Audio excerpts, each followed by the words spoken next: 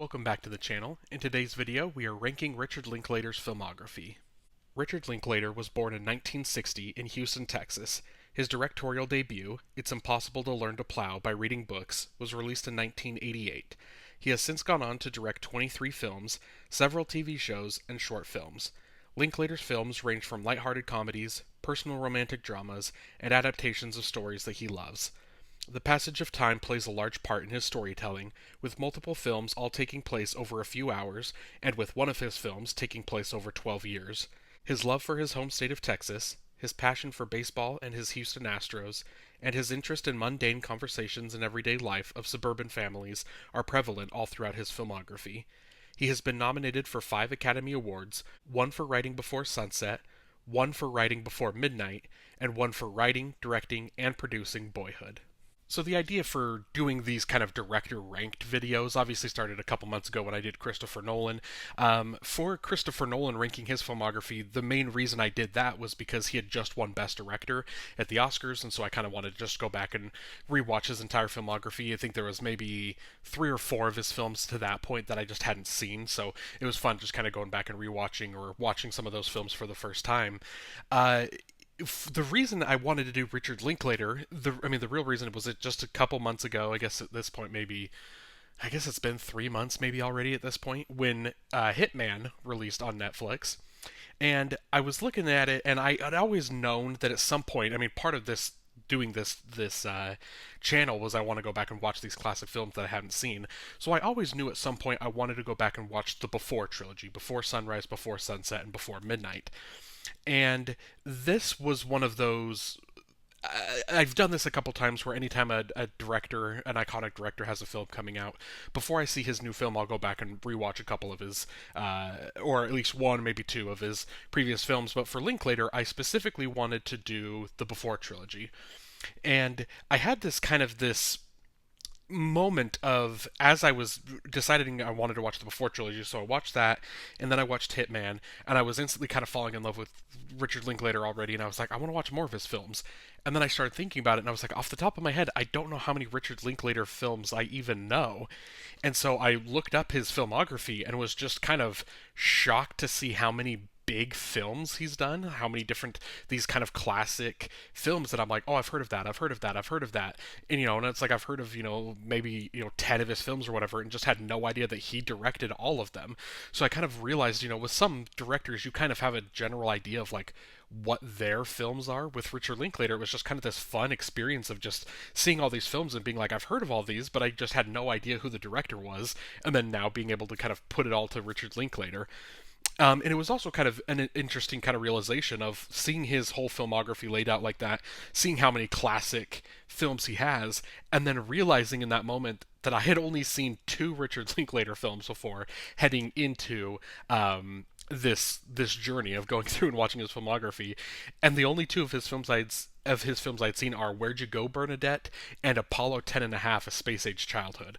So kind of an interesting 1-2 combo there of Richard Linklater films that you've seen, or to have seen, that aren't his classics, that aren't the Before trilogy or Boyhood, or a lot of these other classic films that we're going to get to in this video.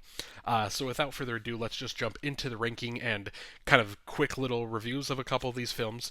Now, if you saw my Christopher Nolan ranked video, or at least just saw it on the channel, I'll put a link, put this in a playlist with that as well if you want to go back and watch that or take a look at it. But you'll notice that video is pretty much an hour long. I think it's the longest video on my channel, and that was only 12 films that I was ranking there for Christopher Nolan. Richard Linklater has 23 films, and so obviously, knowing myself, knowing that I like to ramble and just kind of talk a lot of things, what I'm going to do here is films 23 through 11. We're gonna rapid fire. I'm gonna say the movie and then kind of do a quick little kind of just written review of each of those films, and then once we get into the top 10, that's when we'll go back to kind of the regular kind of reviewer, just kind of talking about the films.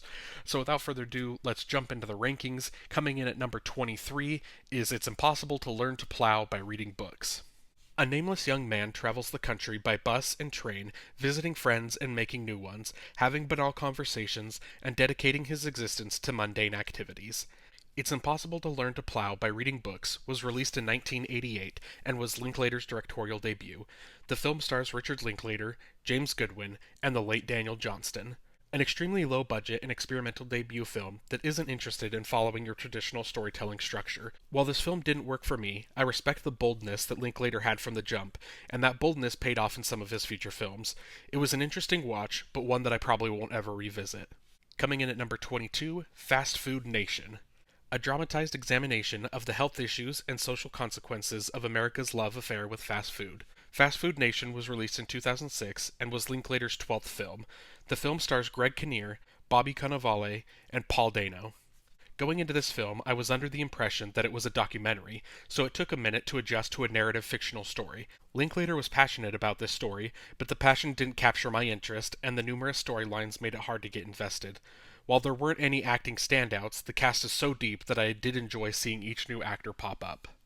Coming in at number 21, The Newton Boys. The four Newton brothers are a poor farmer family in the 1920s. One day, the oldest of them, Willis, realizes that there's no future in the fields and offers his brothers to become bank robbers. Soon the family agrees. They become very famous robbers and execute the greatest train robbery in American history 5 years later.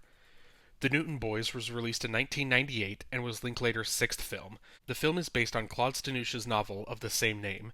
The film stars Matthew McConaughey, Ethan Hawke, and Skeet Ulrich. While not all of Linklater's films are personal stories about his life, the ones that aren't still have flashes of his style. This film felt the least like a Linklater film to me out of his filmography. The film is highlighted by the acting performances from the four brothers. Coming in at number 20, Bad News Bears. Morris Buttermaker is a burned-out minor league baseball player who loves to drink and can't keep his hands to himself. His long-suffering lawyer arranges for him to manage a local Little League team, and Buttermaker soon finds himself the head of a ragtag group of misfit players. Through unconventional team-building exercises and his offbeat coaching style, Buttermaker helps his hapless Bears prepare to meet their rivals, the Yankees. Bad News Bears was released in 2005 and was Linklater's 11th film. The film is a remake of the 1976 film of the same name. The film stars Billy Bob Thornton, Greg Kinnear, and the late Sammy Kane Kraft. Admittedly, I haven't seen the original film, but this remake doesn't feel inspired to be different than the source material, nor did it make me excited to go seek out the original. Billy Bob Thornton plays his part well, but the child actors leave much to be desired. While not an awful film, Linklater did a film a couple years prior to this with similar themes that was executed a whole lot better. Coming in at number 19, Inning by Inning, A Portrait of a Coach.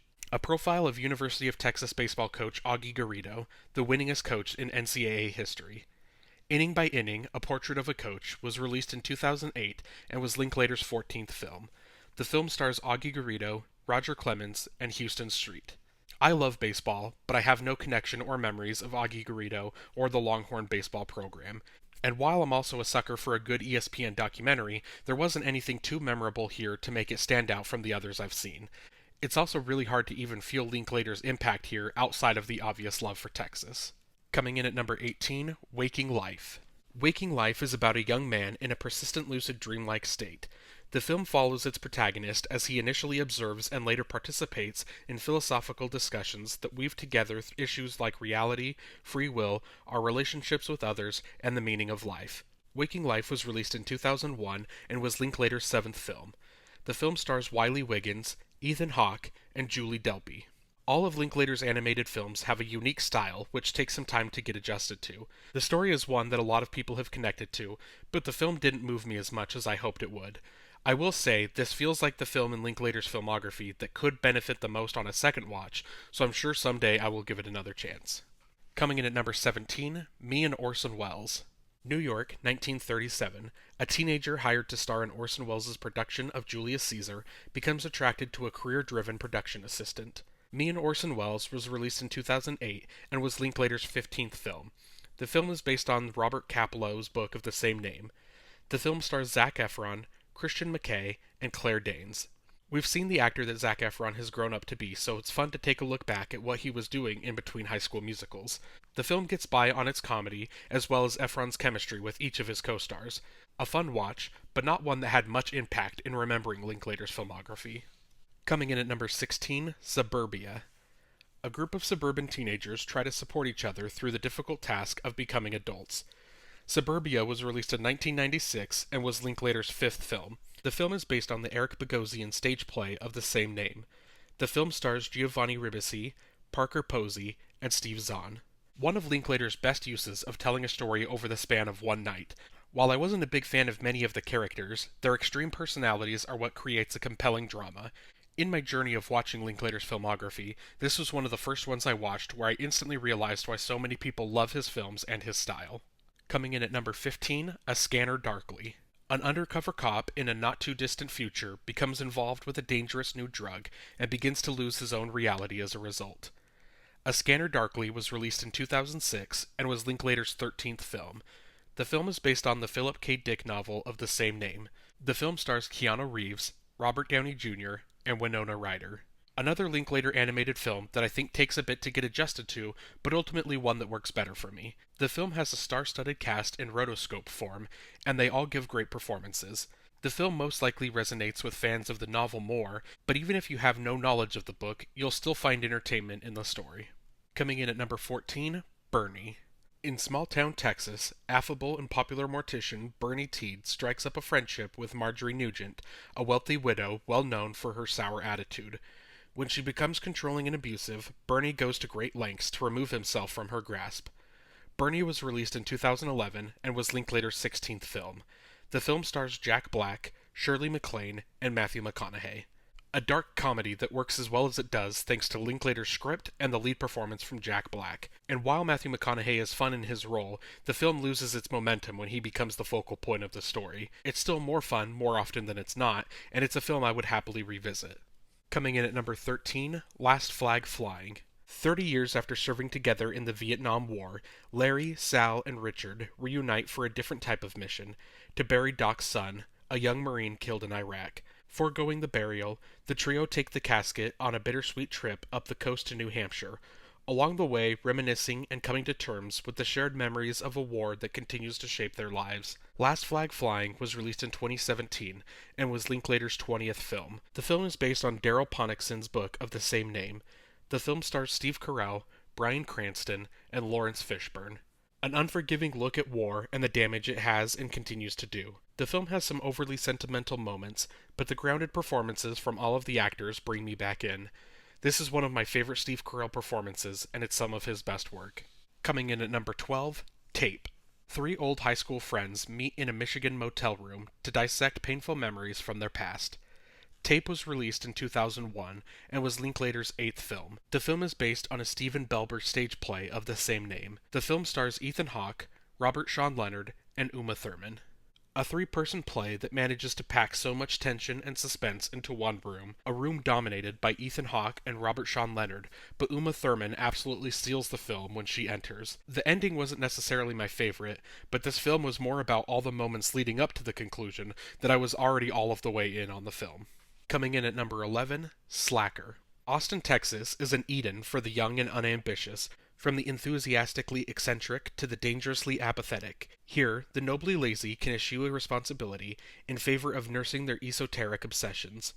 The locals include a backseat philosopher who passionately expounds on his dream theories to a seemingly comatose cabbie, a young woman who tries to hawk Madonna's pap test to anyone who will listen, and a kindly old anarchist looking for recruits. Slacker was released in 1990 and was Linklater's 2nd film. The film stars Richard Linklater, Rudy Vasquez, and Jean Caffeine. The film has a unique narrative structure where we keep getting passed off to the new characters of each scene. While that structure becomes repetitive, it is such a creative decision that works more often than not, so I have to give it its flowers. A fun look into the lives of a bunch of strangers on a regular Texas day. And now we're jumping into the top 10, so starting with number 10, Apollo 10.5, A Space-Age Childhood. We need a kid like you to test this accidentally smaller version on the lunar surface and soon. Stan, you're our only hope. Okay. A man narrates stories of his life as a 10-year-old boy in 1969 Houston, weaving tales of nostalgia with a fantastical account of a journey to the moon. Apollo 10.5, A Space-Age Childhood was released in 2022 and was Linklater's 22nd film. The film stars Jack Black, Milo Coy, and Lee Eddy. Now, I talked about that there was two different Richard Linklater films that I had seen, before really going on this whole journey. Apollo 10 and a half was one of them that I had seen. And when I saw this for the first time, because it was on Netflix, it was very easily, very accessible. And I remember enjoying it and thinking it was a fun movie, when I watched it the first time back in, I want to say it was like the end of 2022. It was like towards the end of the year, I think. And while I did have fun with it, I remember, like I've said a couple times on this channel, there's a lot of different YouTube channels that I'll go and watch their reviews of these movies that I watch, and a lot of people loved Apollo 10 and a half, and a big reason why they loved it was kind of just it's so Linklater. It's so, it's a story of his childhood. It was kind of during this era, or during the years where a lot of directors were making these stories about their childhood, or making these not necessarily biopics about themselves, but again, just kind of these fictionalized narrative stories about what growing up was like for them. And so a lot of people really loved this idea from Linklater, again, also making it an animated style, or animated story about his childhood, but then also kind of the twist of making it this big fantastical, story about him being a kid that was recruited by NASA to go to the moon, and kind of how the space age, the space race, how that was a big part of his childhood.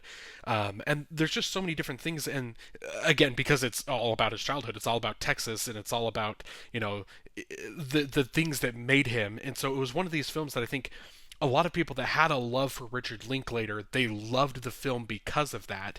And for me, I was just completely unfamiliar with Linklater. This was the second film of his I'd ever seen, so I didn't have any sort of connection to that the first time I saw this, of watching this and thinking like, oh, it's so cool seeing him talk about Texas, or it's so cool seeing him bring in these different actors that have, because this film, again, Jack Black is kind of the narrator of the story, but there's a lot of other cameos from people like Glenn Powell, other people in this movie that they've been in a lot of his other films, and so then they kind of come back here, so there's some callbacks there. And so I think when this film came out, it was really kind of a treat for people that were big fans of Linklater, and so I'm glad that I was able to go back and rewatch this a couple years later, I guess 2 years later, now having, this was one of the last films of his filmography when I was doing this rewatch. So it was fun being able to watch it under that kind of circumstance of now having a better idea of his whole filmography and who he is kind of as a person.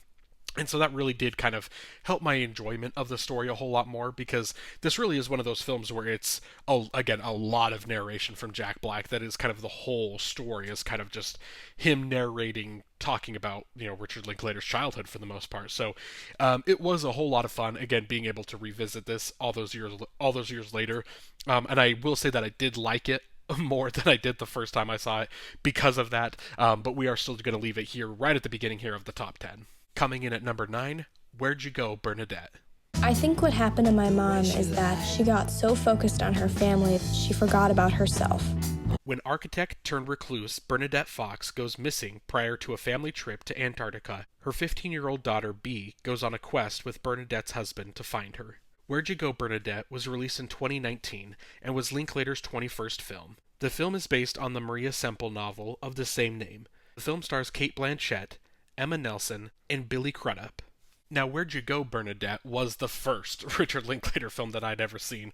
And the sole reason why this was the first Linklater film that I'd ever seen was because this came out in 2019, which was the year that I was, again, I've talked about this a couple times on the channel, this was the year that I really was getting into movies. This was the year where I was going to the theater once a week and was catching everything, and then I would go and, go to Redbox or Netflix or, wherever else and just find the movies that I missed in theaters. And this was also the year that I was watching just, again, so many trailers because I was at the movies all the time. And so I remember seeing this trailer and thinking like, oh, that looks really good. I'm really interested in this film. So eventually, I did see it and, came to like it. And then it's interesting to me that kind of seeing other people talk about ranking Linklater's filmography. I guess I haven't really looked to find any people's like rankings really before I made my rankings. I just don't want it to be, influenced or biased by anyone else's rankings, but I've heard a lot of people kind of refer to this as one of the lesser Linklater films. This is one of the films that kind of is at the bottom, or toward the bottom of a lot of people's list, and to me that's crazy. And I don't know if it is just because this is the first time I ever saw a Linklater film, so it's the first time I kind of got that taste a little bit, of who he is as a filmmaker. But I just really loved this story. I think it's really, it's an emotional story. It's very funny at times. It has a very kind of complicated protagonist, main character with Kate Blanchett, where on one hand you can see her as kind of this loving and amazing mom, and then on the other hand she's kind of got her vices, or she's got things that she struggles with.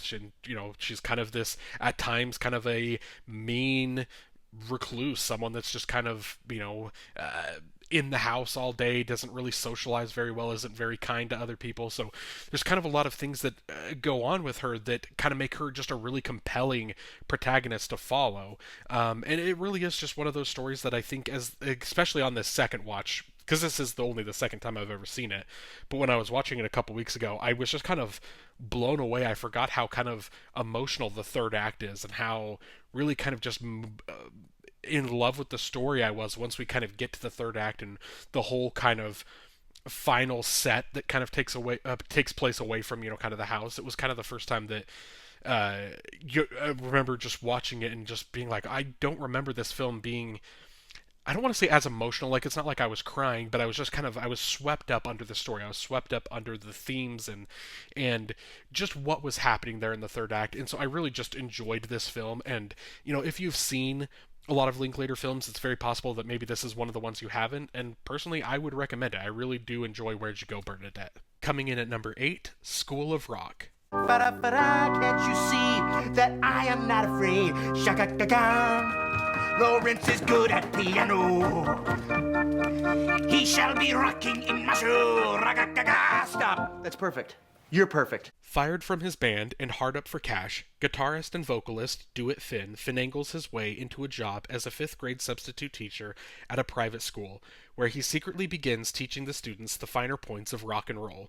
The school's hard-nosed principal is rightly suspicious of Finn's activities, but Finn's roommate remains in the dark about what he's doing. School of Rock was released in 2003 and was Linklater's 9th film.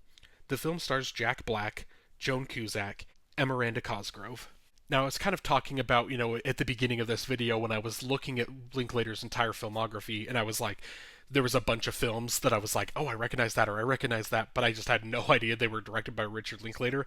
This was the first one that completely caught me off guard when I was seeing School of Rock pop up as a film by Richard Linklater, because in my head I had always just known Richard Linklater as like the director of Boyhood and then like the Before trilogy. Like those were the 4 films that I knew of Linklater. So I had always thought of Linklater as this very like romantic or like personal, introspective, like these are the type of dramas that he writes, like this is what he does.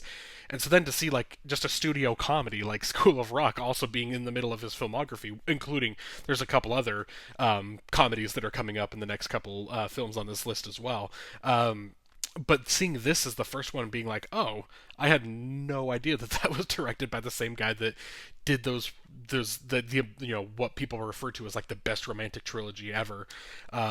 So it was just really kind of cool to see that.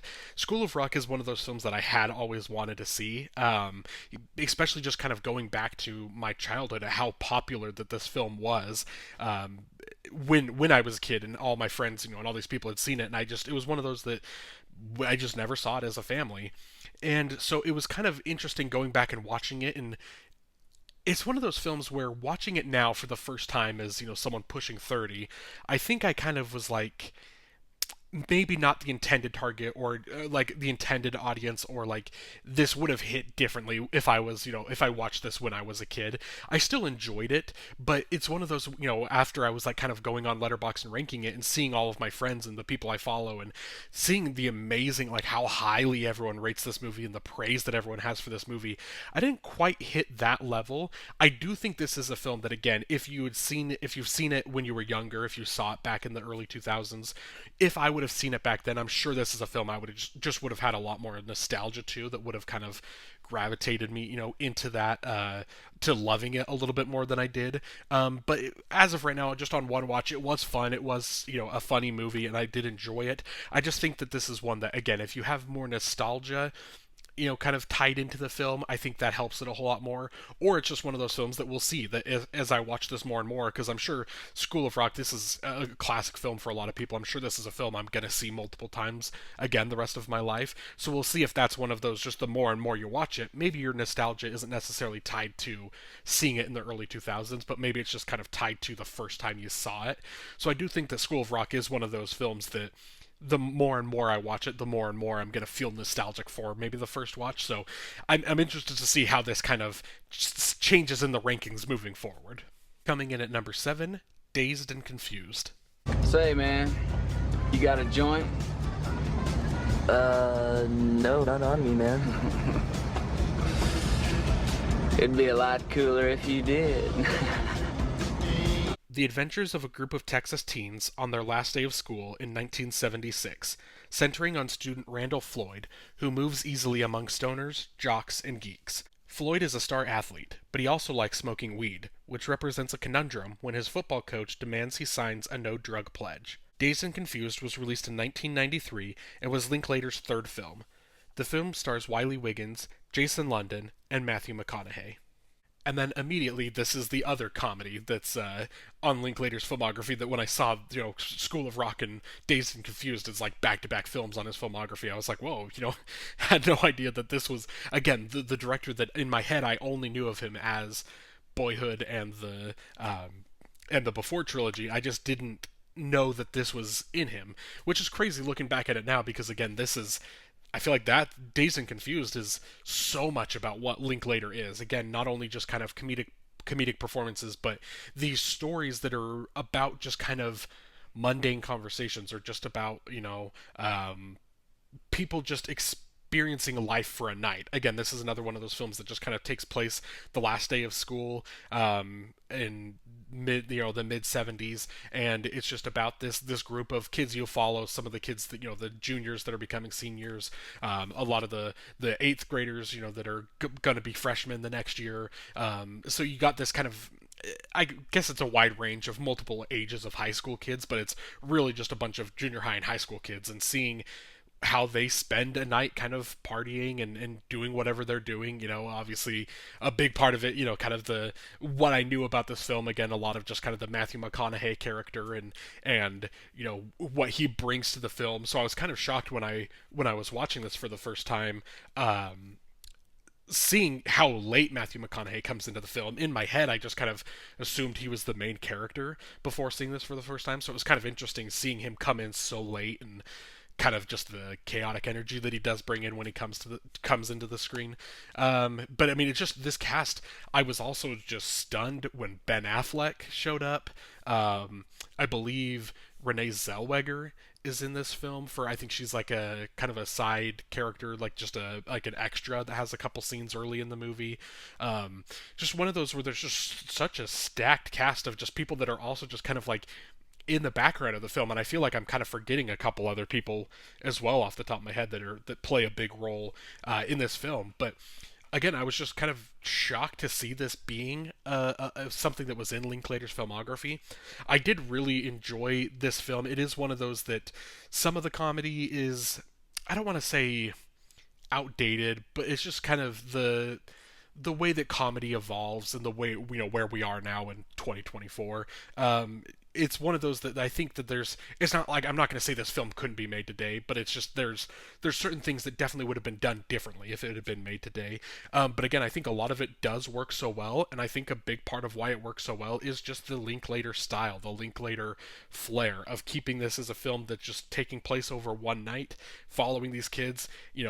Because I think what works so well about that, with not only this story but a lot of other Linklater films that do that, is it makes it to where the ending of the film, because I talk about this again a lot on my channel as well, of I love a film that has like an amazing ending that just wraps up the story so well.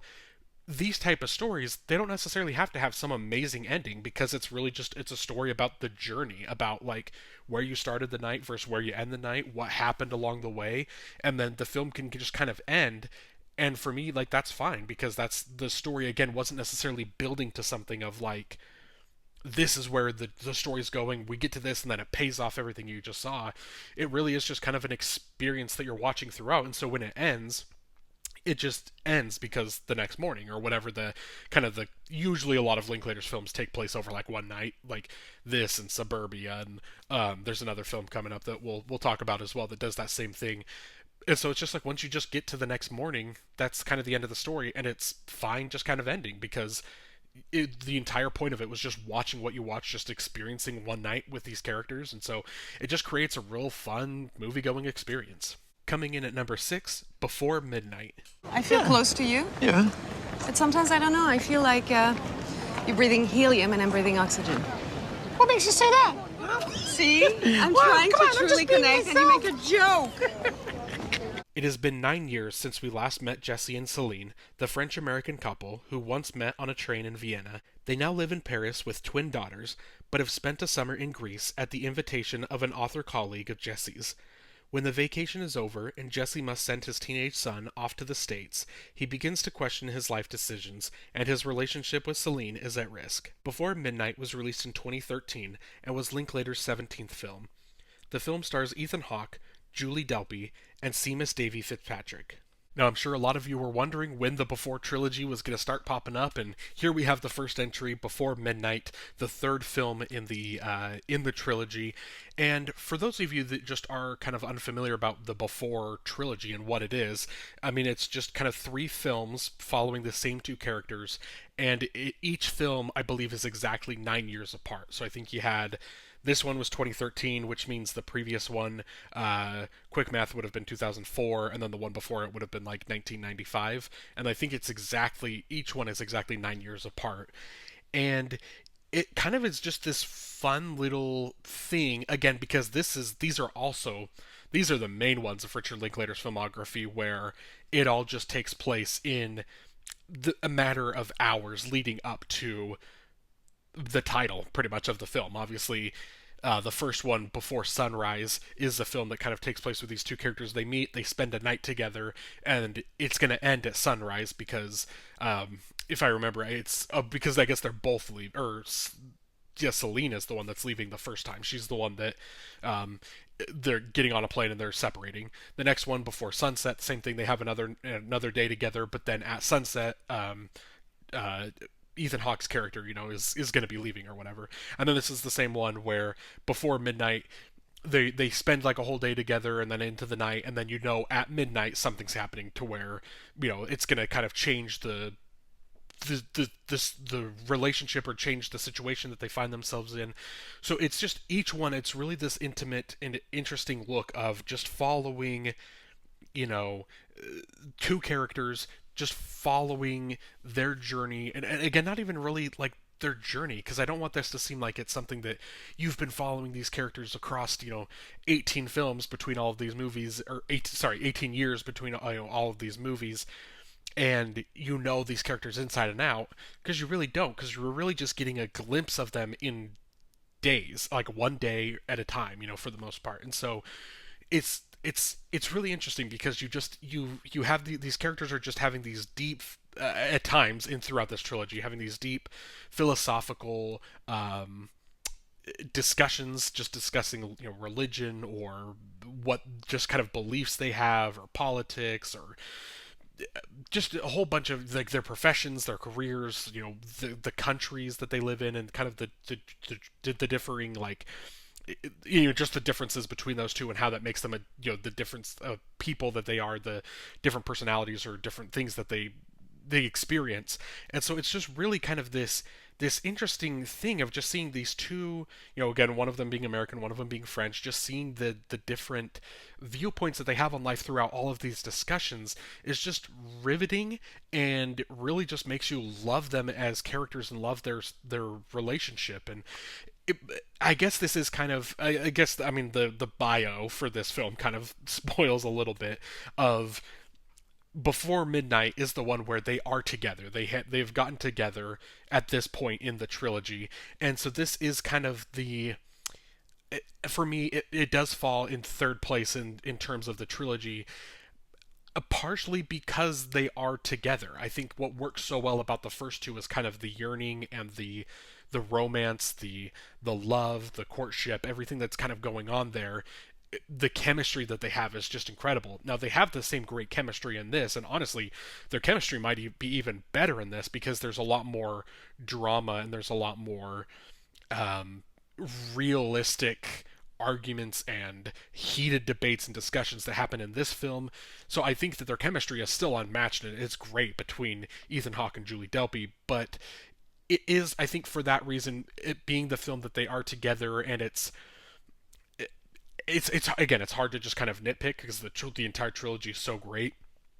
But I do think that's why this one kind of falls on the lower end for me in terms of ranking the entire trilogy, and why it finds itself behind a couple other Linklater films that I just love a little bit more.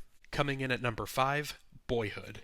But Dad, I mean, why is it all on us though? You know, what about you? How was your week? You know, who do you hang out with? Do you have a girlfriend? What have you been up to? I see your point. The film tells a story of a divorced couple trying to raise their young son. The story follows the boy for 12 years, from first grade at age 6 through 12th grade at age 17 to 18, and examines his relationship with his parents as he grows. Boyhood was released in 2014 and was Linklater's 18th film. The film stars Eller Coltrane, Patricia Arquette, and Ethan Hawke. Now, Boyhood, again, is the other film outside of the Before trilogy that I had actually heard of Richard Linklater's. And Boyhood is one of those films that I really regret not having seen this kind of like when it came out, like when it was the big player at the Oscars and when it was like kind of the big, almost one of the most talked about movies. I really regret not seeing it then because I do think this is one of those films that I think in the moment that while this was happening, I think it was, I don't want to say received better, but it was just kind of so much more mind-blowing that they were able to do this, that they were able to pull this off, of where Linklater and, Eller Coltrane, Patricia Arquette, Ethan Hawke, Lorelei Linklater, Richard Linklater's own daughter, plays the daughter in the family in this film, where he was able to get all of these characters, plus, whoever else was kind of involved at the time. There's a couple other recurring characters throughout the film, where he was able to get them all, and once a year, over the course of 12 years, just shoot these, pretty much the way he describes it is shot like these, 10 to 20 minute kind of short films. Obviously some of the ages, in terms of what the narrative structure of the story is, some of the ages end up being a little bit longer, but really it's just a whole bunch of shorts kind of just squeezed together, 12 shorts, 12 years throughout this film kind of squeezed together, and it creates this narrative structure. And I think I would have been a lot more impressed and a lot more floored by this film had I seen it then, when this was kind of the fresh new talk of the town. I do think it was one of those things that, like, because I had heard so much about it, that when I did go back and finally watch it all these years later, I do think maybe the novelty of it kind of wore off a little bit, and I wasn't as like in love with it as I should have been. So I do regret not seeing this earlier. I really wish I would have. But even with that being said, I still loved it. I still thought it was a captivating just look at adolescence and about growing up, and really kind of the whole idea, like as the bio said, of the story being about this kid as he's growing up, and about his relationship to his parents, about the connections and the relationships he has, and seeing kind of ebb and flow. This is another one of those that, because like all of other Linklater's films that take place over the course of a night or one day or whatever, the ending on those, it doesn't really matter to me because it is so much just about kind of the journey of one night, and whatever happens at the end happens at the end. This is one of those that is kind of in the same vein, because it does just kind of gets to the 12th grade and then it just kind of ends once you get there. So I don't necessarily love the ending of this film, and I do think that is part of a lot of people, that some critiques that I saw of people with this film is that, again, they didn't feel like it really paid off or really got to, because this is, I'd have to check, but I feel like this has to be Linklater's longest film that he's made. But I still, again, it's one of those that once you get to the end, it is kind of this ending of, yeah, sure, you saw, it was about the journey of getting to this point, but it's also about the journey to go, about what's next. And obviously this, in theory, in this world, this character then continues to live his life and continues to grow up and goes off to college and does all these different things, and the story continues for him. It's just now kind of the cameras are cut off and Linklater's no longer going to film, this character's life as it continues going forward, but it does kind of reach this climactic moment of kind of like capping everything that you just saw, but then also just leaves you knowing pondering what's next as it goes into the future. And so I do think it is just kind of a very sentimental, a very beautiful, touching, intimate piece of filmography, or piece of film, piece of cinema, piece of storytelling that it is one of those that is just so unique, and it is so just itself. It's just its own thing that I do give it a lot of credit and give it its flowers. I love it for that. Again, I do wish I had seen it a couple years earlier, so I was kind of more in the moment with this film. But if you haven't seen Boyhood, it is, I guess, it's weird to say like, oh, I recommend it, because at this point, that's the whole point of this video, is I recommend going and seeing pretty much all of Richard Linklater's filmography. It is all so good, and Boyhood is maybe his most creative and just intimate story that he's told. Coming in at number 4, Everybody Wants Some. Y'all want to know the truth? Always. They'll set you free. I like the quiet guy in the back seat. In the middle. Well, there's nothing here. A comedy that follows a group of friends as they navigate their way through the freedoms and responsibilities of unsupervised adulthood. Everybody Wants Some was released in 2016 and was Linklater's 19th film. The film stars Blake Jenner, Glenn Powell, and Zoe Deutsch. Now, Everybody Wants Some is kind of the next film that we're going to talk about that's in kind of the same grouping of Linklater films, of a story that's just kind of told over the course of one night, or just over the course of one little brief moment. Obviously this one in particular isn't just one night, it's kind of like one summer, but there are multiple scenes, especially toward the end, where it is kind of just one night leading into the next morning, and it is just this very brief look at kind of really just kind of the one summer of these kids coming together. And the whole story is really just a bunch of baseball players moving to college, moving into these dorms, forming new friendships with each other, with the teammate, with their teammates, and meeting girls and different people, going to class and doing all of this. And so it's one of those films that, while it isn't necessarily just from start to finish one night, there is multiple days that are going on here. It is one of those that is just kind of a very, when I was watching this, it took a little while, because this was one of the first in my journey of watching Linklater's films that I watched, and so it took a minute of watching this to realize, like, nothing is really happening too much in terms of kind of this narrative structure of, like, here's things that are happening, it's all building up to this, and then we're getting this great payoff of, it's not your typical storytelling format. It really is just kind of watching these kids just living life. And I think for me that is the thing about Linklater's filmography that I love the most, is not only just kind of like the nostalgic feel of it, of, again, I wasn't alive kind of in this era that the film is taking place, but just kind of the idea of Linklater looking back at this time of his life or whatever, kind of the nostalgic view that he has of this time, and being able to watch that and just kind of feel that nostalgia coming through the story, and just feel the idea of this was a time and a place of things were happening, and this is what's life was like. And so it really is just kind of that feel of nostalgia that I think we all enjoy. We all enjoy kind of that idea of thinking about our own lives and thinking about the times when we were in high school, or the things we did with our friends, and kind of putting us in that time and in that space, and just kind of being able to like experience that again.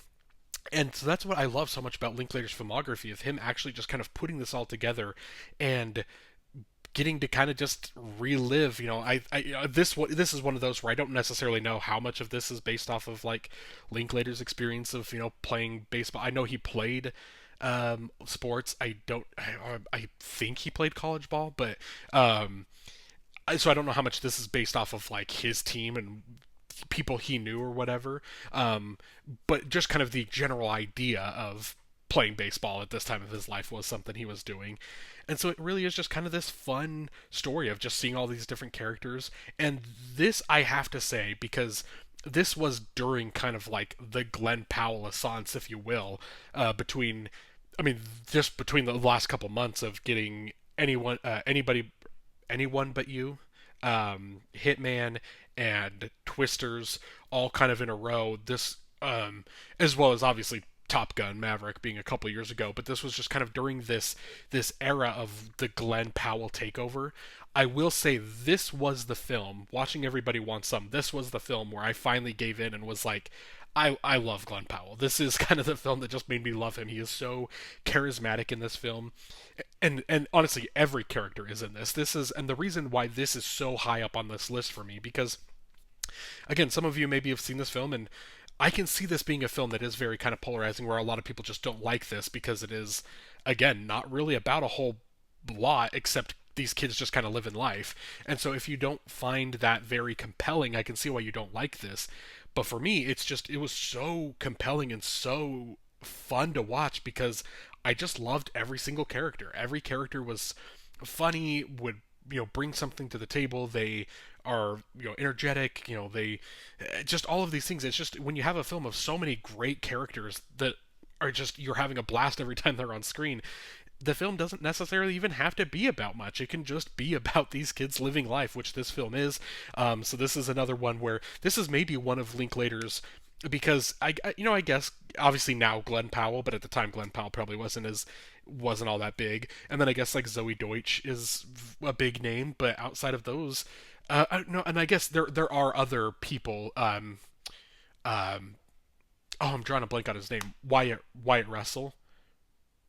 Russell Wyatt. I think Wyatt Russell. Like he's in this film. There's, there are a couple other big names that kind of have these smaller side parts or whatever in this film, but it's one of Linklater's films that's maybe the least known. It's not as talked about, at least in terms of like what I think is his great films. And so this is one. Again, I say this about all of them, but I'm saying it again here. I really recommend you go seek out Everybody Wants Some. I believe it's just available on streaming. I can't remember exactly where it was I watched it. Maybe it was Prime Video, but wherever it was, it is streaming, and I do recommend watching it because it is a great time. Coming in at number 3, Hitman. I didn't kill him. Wait, who's accusing me of this? This is bullshit, and you out of all people should know that I was incapable of this. Okay, then who did? What the hell happened? A mild-mannered professor, moonlighting as a fake hitman in police stings, ignites a chain reaction of trouble when he falls for a potential client. Hitman was released in 2024 and was Linklater's 23rd film. The film stars Glenn Powell, Adria Arjona, and Austin Emilio. Now, this is one of those where I would love to rewatch this video in a couple years, come back and watch this, or just revisit kind of the idea of Linklater's filmography in a couple years, because this is one of those where I genuinely can't tell for myself if I'm just being a prisoner of the moment with this, in terms of this being the most recent film in his filmography, if I'm crazy for having this all the way up at number 3. The thing is, right now I don't think I am, because I just genuinely had such a fun time with Hitman. Had just a great experience with it. I don't think that it just being the newest film really hindered or really was like kind of the recency bias. I don't think that played much of an effect in on this, because it just from start to finish is such a great film. If you haven't seen Hitman, this is one of those where, again, I said it 5 times already, but I really recommend you go see this, because A, it's a great film, but B, because it just came out this year. This is only a couple months old, and it's streaming on Netflix. I wish this had gotten a theatrical release, because it absolutely, and I guess it did a little bit, but Netflix, it gets like a weekend or whatever, and then it's just on the platform. Because this was such a fun film that I would have loved to have seen this with a crowd, because there's so many moments in this that are just laugh out loud funny. I think this might be, out of all of Linklater's films, he has so many films that are comedic in nature. This is maybe the one that there was scenes that I just laughed out the hardest. Just it's kind of the situational comedy of this guy, kind of this awkward teacher that is posing as a fake hitman, but then obviously he finds himself into these situations and these circumstances that just again create this situational comedy that is done so well, and again with just a star performance from Glenn Powell. He absolutely just, nails this role and is just, again, phenomenal in this. So this is another one of those. I'm not going to say too much more about this film because it is so brand new, so I don't want to say anything that might kind of give away too much of the plot at all if you haven't seen it. But I recommend turn on Netflix, give this a shot if you haven't seen it, because I truly love it. And again, this is I need to make a note for myself in maybe 3, 4, 5 years from now to come back and rewatch this video. Now that, and at that point, once I've seen his filmography a little bit more, and maybe I can actually be separated from a little bit. We'll see if this is just recency bias, but I don't think it is. I absolutely loved Hitman. And coming in at number 2, Before Sunset. Men go out with me, we break up, and then they get married. And later they call me to thank me for teaching them what love is, and that I taught them to care and respect women. I think I'm one of those guys. I want to kill them. Why didn't they ask me to marry them? I would have said no, but at least they could have asked. 9 years later, Jesse travels across Europe, giving readings from a book he wrote about a night he spent in Vienna with Celine.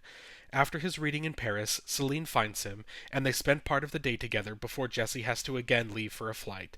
They are both in relationships now, and Jesse has a son, but as their strong feelings for each other start to return, both confess a longing for more. Before Sunset was released in 2004 and was Linklater's 10th film. The film stars Ethan Hawke, Julie Delpy, and Vernon Dobchev.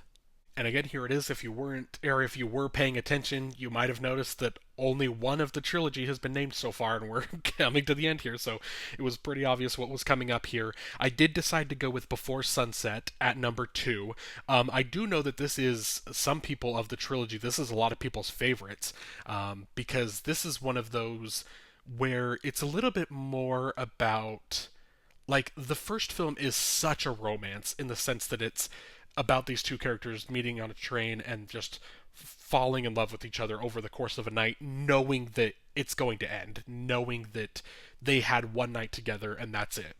This film, I think, is so much more, like, a lot of people love this more because I think it's a little bit more about just kind of reconnecting and reminiscing old, like old romances or old people from your life that you haven't seen in some time, kind of rekindling relationships. And so I think there is a lot more about this that is more personal and more